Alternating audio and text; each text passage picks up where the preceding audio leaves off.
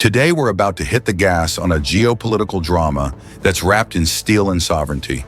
And we're talking $200 billion in gold. Germany and Italy are demanding their precious bullion back from the New York Federal Reserve, sparking a growing geopolitical ripple that comes at a time when tensions are climbing under Trump's trade pressures and tariff rhetoric. This is not just a gold story. It's a matter of trust, power, and global finance. So buckle up as we dive into the developments shaking the foundation of international finance. Legacy vaults and rising trust issues. Let's start with the history behind the vaults. Since World War II, Germany and Italy have stored much of their gold in the vaults of the New York Fed, a legacy of the Bretton Woods system and Cold War-era trust in U.S. financial stability. For decades, the safekeeping of their gold was a routine part of financial diplomacy. Germany alone keeps a staggering 3,352 tons of gold in these vaults, while Italy has about 2,452 tons, with 43% of it still held in New York. But here's where things start to shift.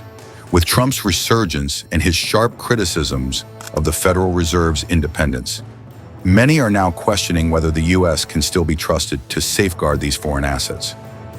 The Taxpayer Federation in Germany warns that Trump's influence could potentially compromise the safety of foreign gold holdings, a sentiment echoed by CDU's Markus Ferber, who calls the U.S. a less reliable partner than it once was. The shift in sentiment has escalated from fringe talk, once confined to the Alternative for Germany, AfD, and gold enthusiasts, into mainstream conversations. Public broadcasters ZDF and ARD are now openly questioning why Germany still trusts the U.S. to safeguard its wealth. In response, the Bundesbank, Germany's central bank, maintains that routine audits cover 13% of the U.S.-held gold and assures that they are prepared to pivot if risks escalate. However, global trends point to a decrease in trust for offshore reserves.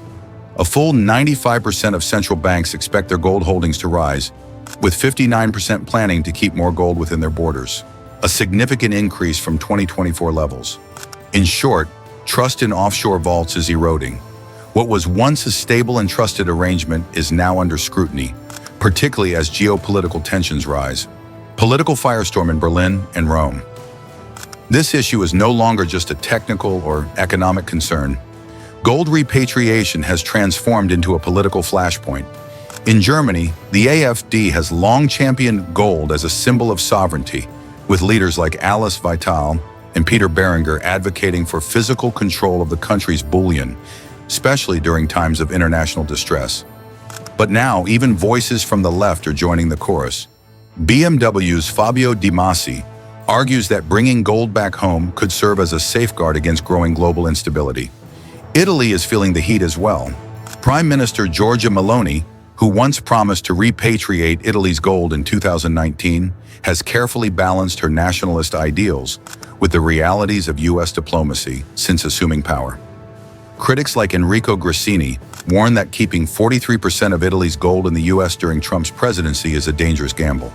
In Germany, mainstream conservatives within the CDU, including Markus Ferber, are framing gold repatriation as a strategic bargaining chip in trade disputes with the U.S. around critical industries like steel and automobiles. The Taxpayers Association has intensified the issue, pushing for parliamentary debates and central bank hearings. Even Peter Gallweiler, a veteran CDU member, is questioning the safety of offshore storage. This debate is no longer just economic, it is deeply political, weaving together sovereignty, national security, and trade dynamics in a volatile mix. If you found this video insightful, don't forget to hit that subscribe button. Stay tuned for more updates and content. We've got plenty more coming your way. Moving bullion is no Sunday drive. Repatriating 1,930 tons of gold, valued at $245 billion, isn't a simple task. It's a massive logistical operation. Germany has done it before, moving 674 tons between 2013 and 2017, at a cost of 7 million euros, using NATO's military aircraft under tight coordination. This past mission involved nighttime flights, secure military corridors, and vault-to-vault handoffs. This same playbook would be used again, but on a much larger scale. Germany and Italy are eyeing a grand-scale airlift, with weekly 50-ton shipments alternating between Frankfurt and Rome, all under NATO's supervision. The plan is to fly the gold out of New York over the course of 8 to 10 weeks using IL-76 or C-17 aircraft. But before these flights can take off, there's a critical hurdle: political approval. Germany's Bundesbank officials are treading lightly, calling the New York vaults trustworthy, while quietly updating their audit protocols. Any decision to move the gold would have to align with broader government strategies, including diplomatic negotiations, military coordination, and financial considerations. Italy would need to approve the budget for such an operation, and coordination with the military would be essential. The risk here is real. A visible repatriation mission could sour relations with Washington, especially under Trump's leadership. But if executed, this move could drain $245 billion worth of gold from the U.S., shaking up international financial markets. Shockwaves in the system: liquidity, rates, and fallout. If the gold actually moves, the financial consequences will be felt immediately. A massive withdrawal of bullion would create significant liquidity issues, potentially pushing the Federal Reserve's reverse repo balances up by $20 billion in a single week. The impact would be felt across short-term markets, with Treasury yields potentially rising by 10 basis points and mortgage rates climbing as well. Selling $18 billion in short-dated U.S. Treasury securities to finance the move could cause yields to rise by an additional 5 to 6 basis points, further inflating federal borrowing costs. For U.S. households, a 6.62% mortgage rate could jump by just 0.25%, which means an extra $30 per month on a $350,000 mortgage.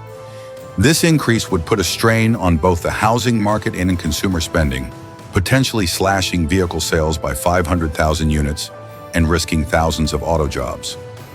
Global reserve shift: is the dollar losing its crown? Beyond the immediate impact on U.S. markets, gold repatriation signals a broader shift in global finance. By the end of 2024, gold represented over 20% of global central bank reserves, almost double its share in 2000.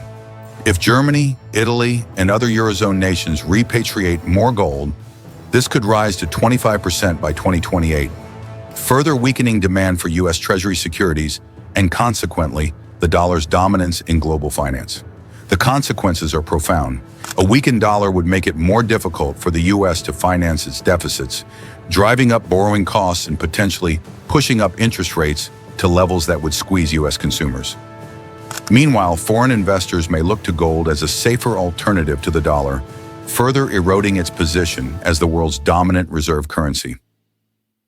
Final drive: dollar at the crossroads. Germany and Italy's move to repatriate their gold is more than just a logistical challenge. It's a signal of eroding trust in U.S. financial stewardship. In the short term, markets will feel liquidity shocks, rising yields, and increased consumer strain. But in the long term, this could mark the beginning of a global financial power shift, with gold playing a central role. The era of uncontested dollar dominance may soon be over. So gearheads, what do you think? Will other nations follow Germany and Italy's lead and repatriate their gold? How will rising borrowing costs, particularly in mortgages and auto loans, reshape life in the U.S.? And do you think gold is regaining relevance in modern finance, or is this just political posturing? If you found this video insightful, don't forget to hit that subscribe button. Stay tuned for more updates and content. We've got plenty more coming your way.